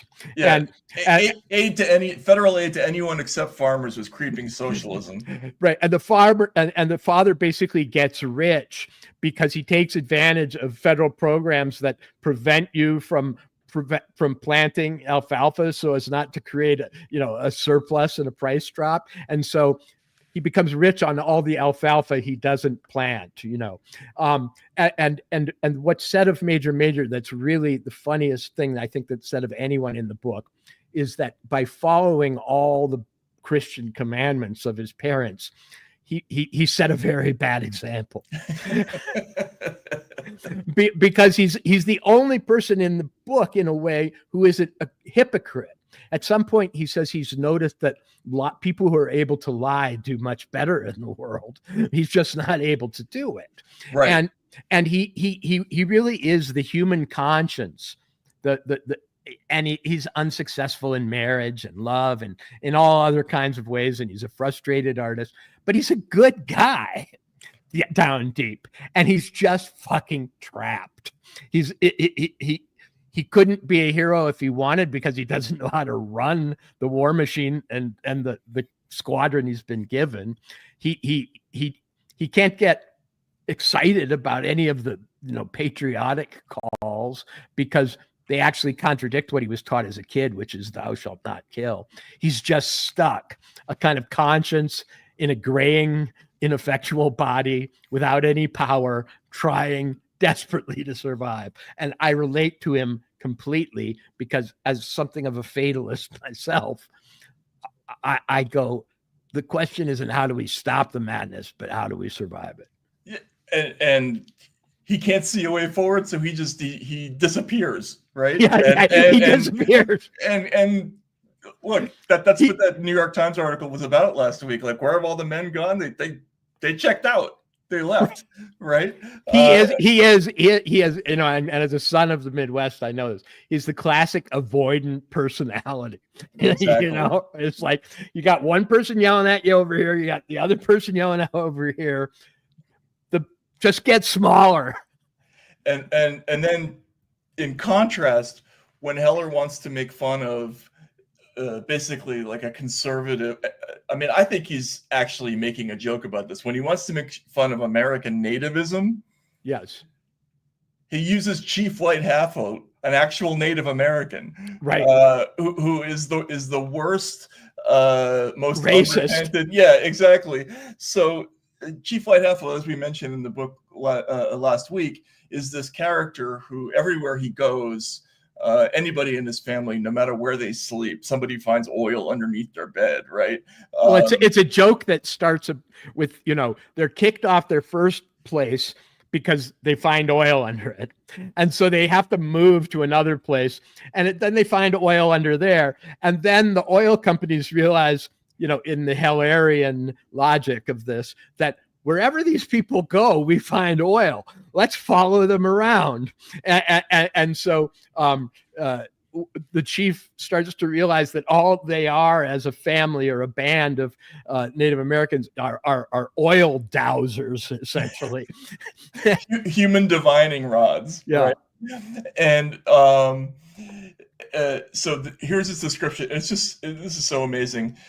Chief White Half-Oat was a handsome, swarthy Indian from Oklahoma with a heavy, hard-boned face and tousled black hair, a half-blooded Cree from Enid, who, for occult reasons of his own, had made up his mind to die of pneumonia.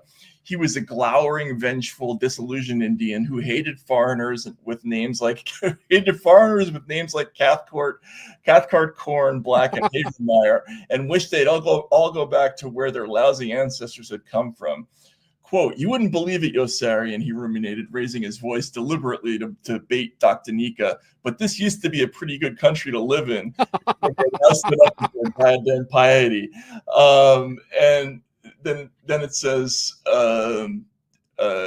there's a thing later on where he says, "Racial prejudice is a terrible thing, Yossarian." And in this book, when you see that, it's kind of like when Leslie Nielsen orders a Black Russian in The Naked Gun.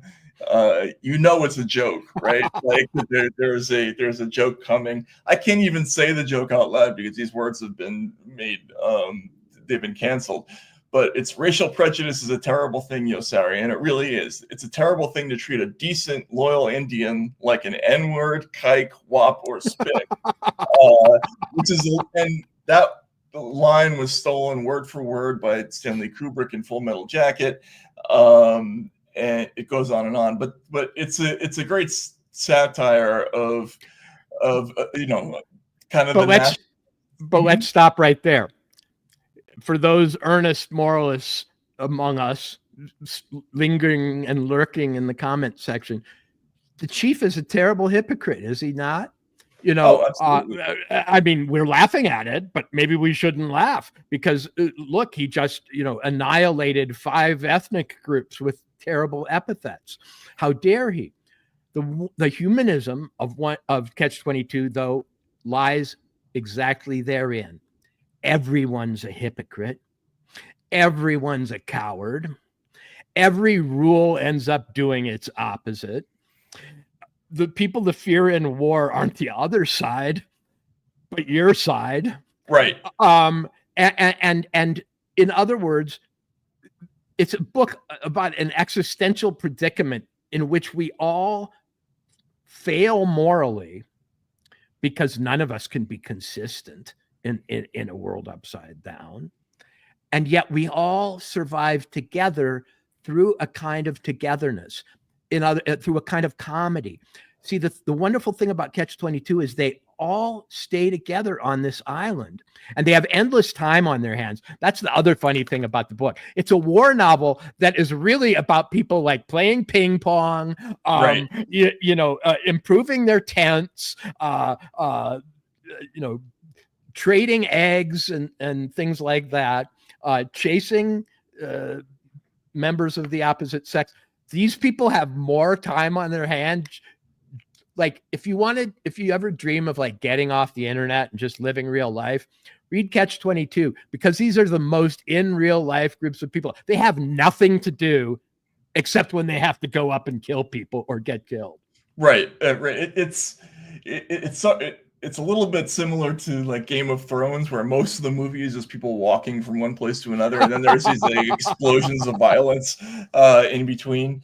But yeah, no, they're all bored, they're all talking, and that's how they develop their kooky philosophies, is because they have time in their hands. One of them actually is to be bored. It's Orr, right, in the end, who decides that the way he's going to survive longer is by making every minute of his life as excruciatingly dull as possible. He'll survive relatively. Right. What is the game or the activity that he finds? Is it skeet shooting or something? Something like that. He's also taking apart and putting back together his the heater or whatever it is. I mean, it's one thing after another. Right. Yeah, because his analysis is that if I may not live much longer, but I can take the minutes while I'm alive and make them stretch forever. Therefore, ergo, boredom is a rational, actually cultivating boredom is a rational way to deal with war.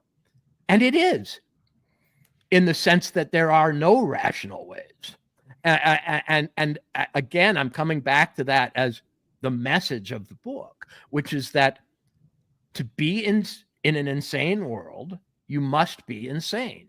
You must meet it on its own terms. And everyone in the book, there's a guy who who's the character who can't stand noise? Hungry Joe? Yeah. There's a character who can't stand noise. Like if you're going to sleep with him in the tent, you've got to wrap your watch in the sock so he can't hear it ticking, and so on. And he screams at night. But he insists that he doesn't have nightmares. Everybody else hears him screaming every night. And Yossarian confronts him and says, what do you want to do about your nightmares? And he says, well, I don't have them. And he says, yes, you do. You have them every night. And he said, well, if you're going to have nightmares, have them every night, and then he also dreams that he's awake all night. Right. And when he wakes up, he's exhausted. But he's actually been asleep. All of this combines to say to me that these are in some ways the most winning strategies ever assembled. The greatest array of winning strategies to deal with the fact that you could die at any time that have ever been put together in a book. Yeah, it's like a taxonomic collection of all the things that you would do to survive. And as you say, people have to. They're constantly put into situations where they have to meet the lunacy on its own terms. There's a moment late in the book where General Dreedle's his nurse. Hang on a second. Yeah, there's a woman in the book, General Dreedle's nurse, who makes the men crazy, and every time she walks by, they all moan. They go, oh, like that. And there's a moment where one of the officers, Major Dandy, actually he moans with some of the other characters.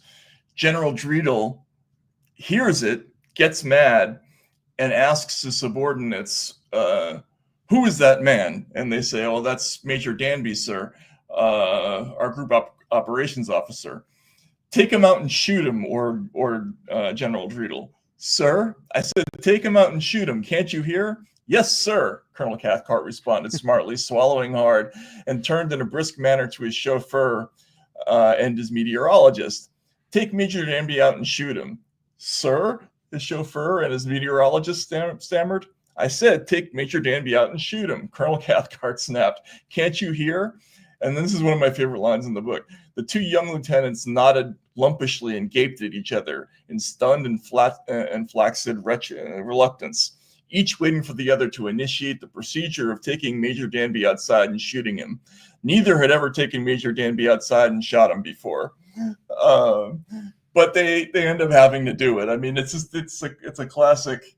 Well, they don't do it, but they reconcile with the idea, and it's just everybody goes crazy in the book, and you either have to go with it or you don't survive. Right.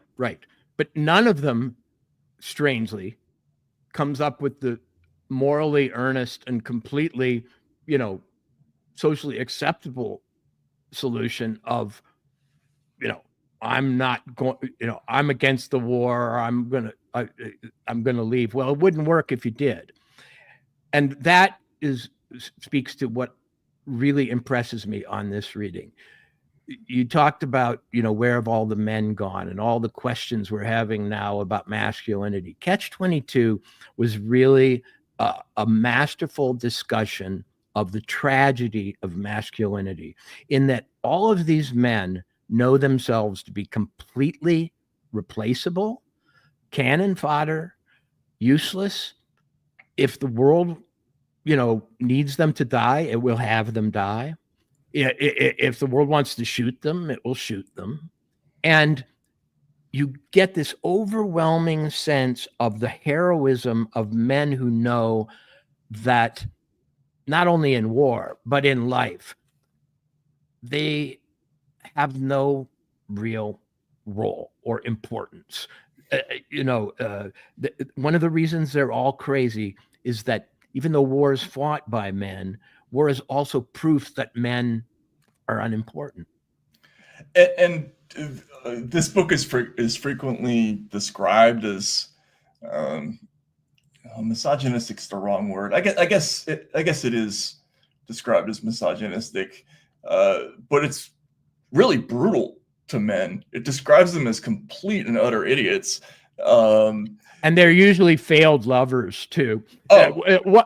Almost all the men in this, even including Yossarian, are only so. Yeah.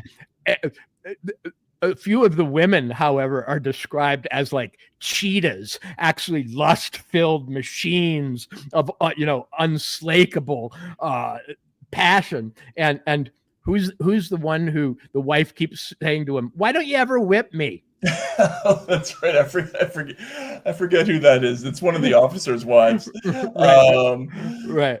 But there's also the scene that I read this morning, which is reread this morning with Doc Danica describing the young couple and the virgin that he treated, and it's a young couple that's just gotten married, and they're upset because they can't conceive, even though even though they've been trying. Yeah, exactly. And the doctor is explaining. He's like, the guy says, I spoke to her husband alone while she was pulling her girdle back on and hooking it onto her stockings. Every night, he boasted. A real wise guy, I never miss a night, he boasted. He meant it too. I've been putting it to her mornings before the breakfast she makes me before we go to work, he boasted. But it turns out he's putting it in the wrong hole. That's why they can't get pregnant. He has to take out his little models to show him where it actually goes. And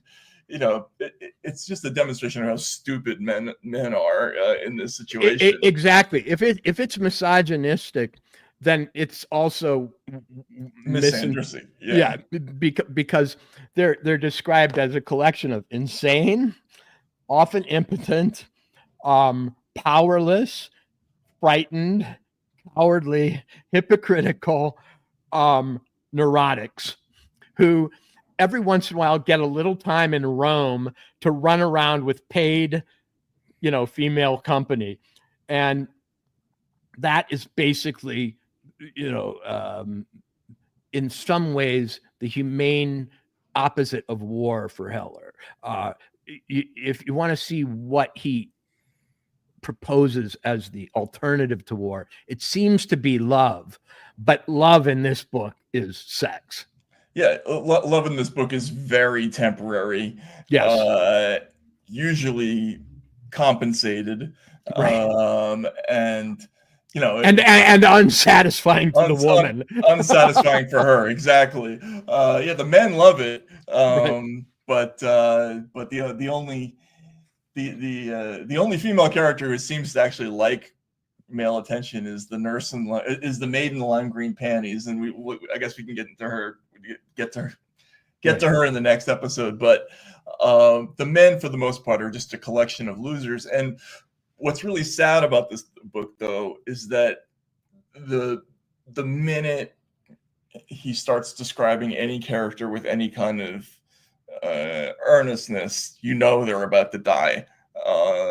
And he doesn't really even introduce the concept until the end of one of the early chapters, which ends with a line. I think it's like, and Snowden in the back lay dying. It's similar to a book that Kurt Vonnegut wrote called Galapagos, where I think we mentioned this before. Like every time a character was about to die, he would put an asterisk next to their name. Whenever Heller turns earnest about any character, you pretty much know their end is coming soon. And I think that's kind of how things work in this world and in the war, is that they're ridiculous until they're dead, basically. Right. You can't be what's my favorite line? I have 1,000 of them, but one of them is, you can't be any older than dead. Right. Yeah, exactly.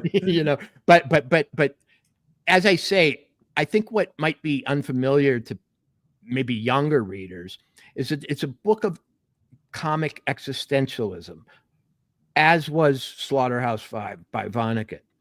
Now, there's no more anti-war book than Slaughterhouse-Five, but at the same time, it doesn't include anti-war characters, if you know what I mean. The composite force of Catch-22 is to go, my God, war is madness. It's tragic. It's above all arbitrary. Death in Catch-22 is arbitrary.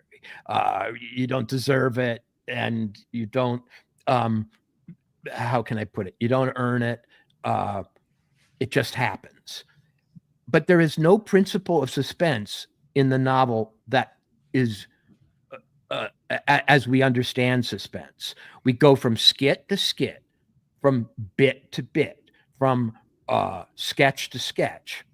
But the thing that lies underneath all of it is death and war as a constant. The reason you keep reading Catch-22 is not to find out what happens. No. In fact, the plot doesn't even work that way.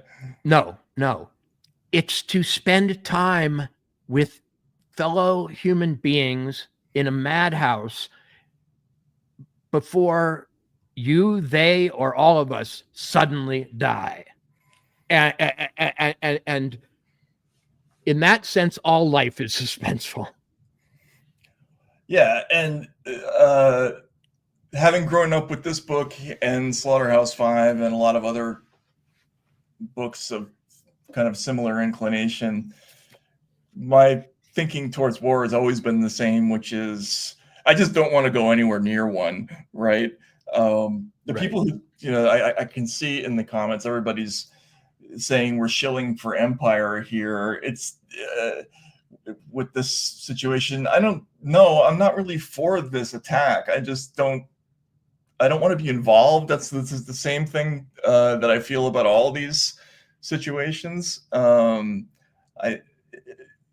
think that's a natural response to war. It's just to not. I don't want to be in on it. And shilling would suggest I'm getting paid something or gaining some benefit, and I'm not. Also, there's a common thought experiment. If you could go back and kill Hitler, would you do it? And I suppose there are some in the audience who would say no, because it's killing. Right. Well, there is an argument to be made, and I'm not making it, but it's being made by some, that's kind of what we're doing here. We're trying to forestall a nuclear disaster of the future by a regime that probably qualifies as pretty crazy, on the spectrum, and maybe pretty desperate as it ages and starts to lose power, which it probably will, because the way Iranian demographics work, the support for the theocratic Islamic Republic of Iran is mostly among the old. Okay, so one could easily foresee them starting like the Soviet Union at the end, starting to age out, lose their grip, and have only one solution, which is their apocalyptic coveted bomb that they have. So I'm not sure that I'm being that pro-war by not condemning this thing roundly. In some ways, my fondest hope, I guess, is always that we can have our cake and eat it too, and that every once in a while there can be an attack that stops war.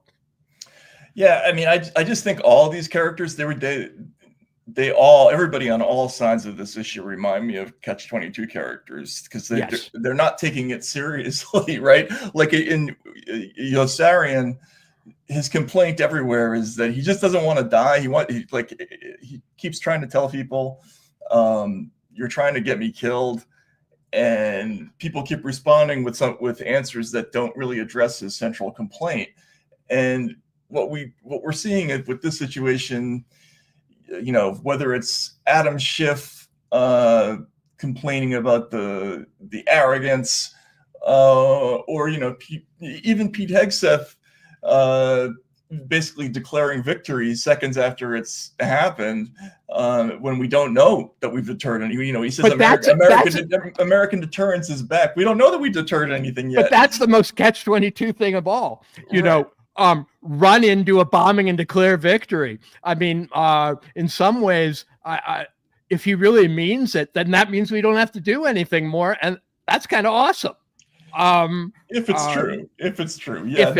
If it's true, I'm holding out for the black swan, Matt, which is that for once in the history of these people, they aren't looking to change a regime with our occupying forces. For once in the history of these people, they are using military force to actually prevent a disaster rather than create the conditions for one.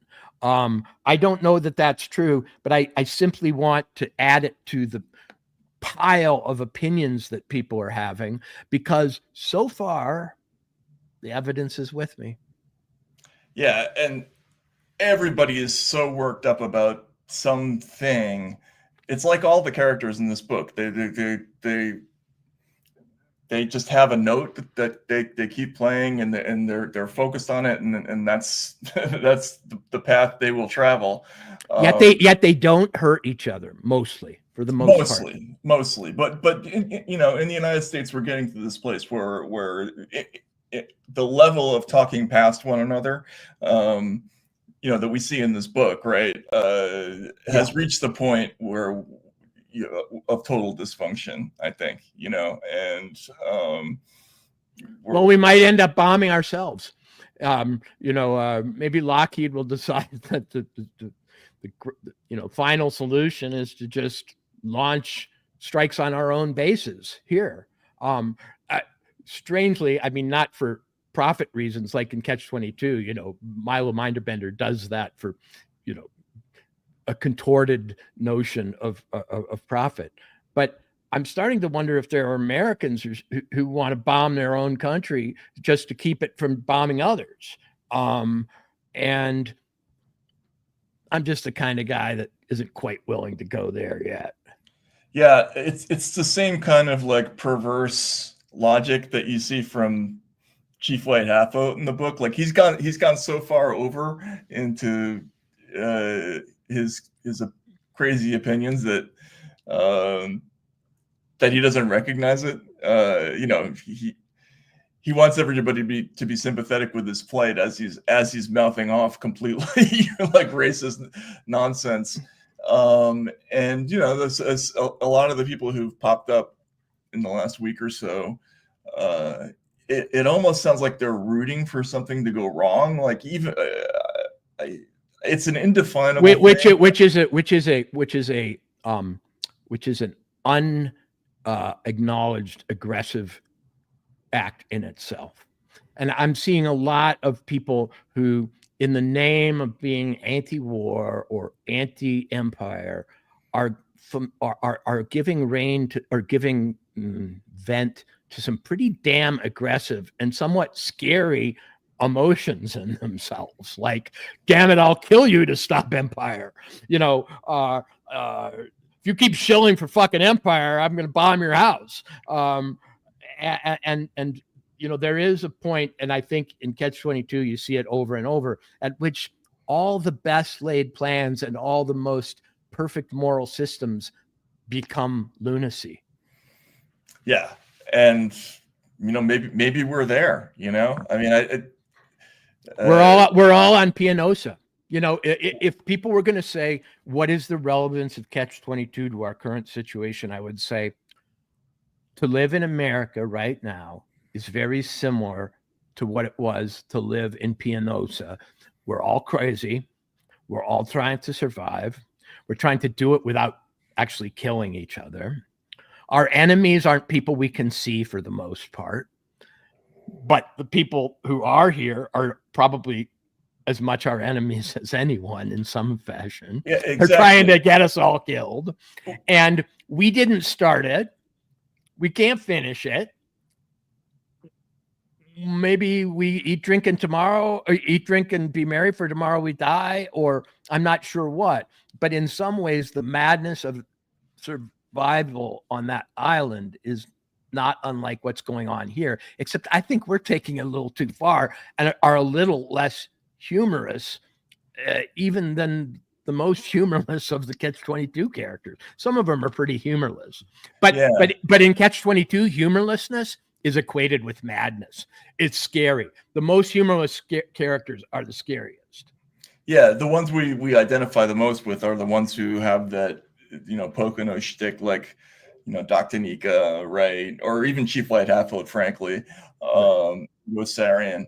But yeah, well, like Pianosa, we're all sitting in this sort of soup of chaotic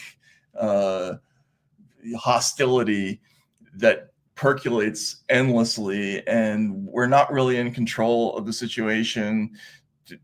The people that are supposedly on our side really aren't, right? The people in control are probably a mix of frauds, incompetence, zealots, and, you know, I don't know, self-dealers. Right. Yeah.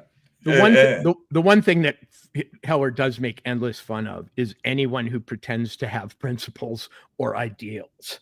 Those are the scariest things of all for Heller, believing you're right. Yeah, no, none of those people. I mean, they're all sort of ruthlessly parodied. The only one who maybe comes across as sincere is the chaplain who ruminates endlessly on faith and his lack of it and all that stuff. And who is Mennonite, right? Or Anabaptist. Anabaptist, meaning a pacifist, basically. I mean, that's what links Anabaptist sects is their fundamental pacifism. And in the first sentence, Yossarian says he loves the chaplain, which is a pretty easily decoded statement, meaning he loves the person who hates, who won't fight. Right. Yeah, and that's a rational way of looking at things. I get it.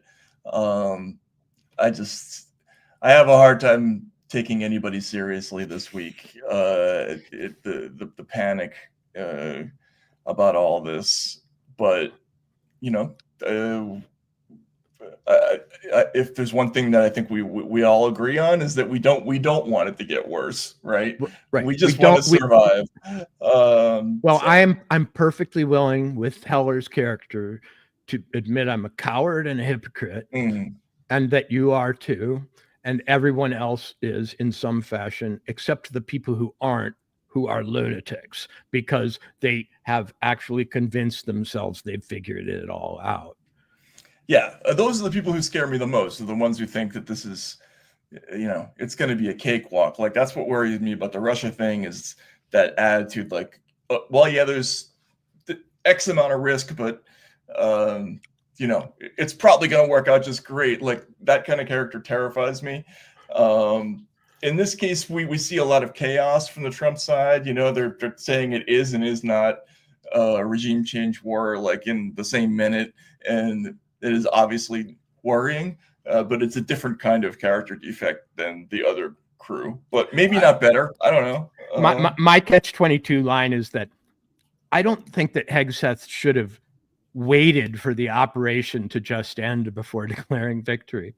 I think in the future we should declare victory before launching bombers. Yeah, exactly. They probably will do that in the future. Anyway, I guess I'm about to go see someone close to you at an event, and here in Manhattan, as you folks can see, I'm not at home. I'm in a hotel room. Matt's gonna meet for the first time tonight, just to add to the soap opera interest of the show, my lovely wife, and he's not ever met her before. He will be absolutely stunned that I pulled this off.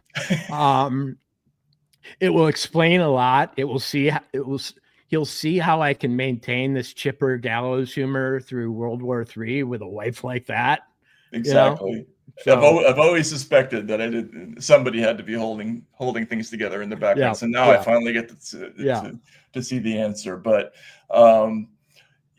thanks everybody for hanging out with us. Even those of you who came here just to troll us. And thanks for sparring with us, because is there any issue worth sparring over more than this? No. Probably not. No, let's do it. Let's have that discussion. Yeah. So thanks Walter for making the time, and we will talk again soon.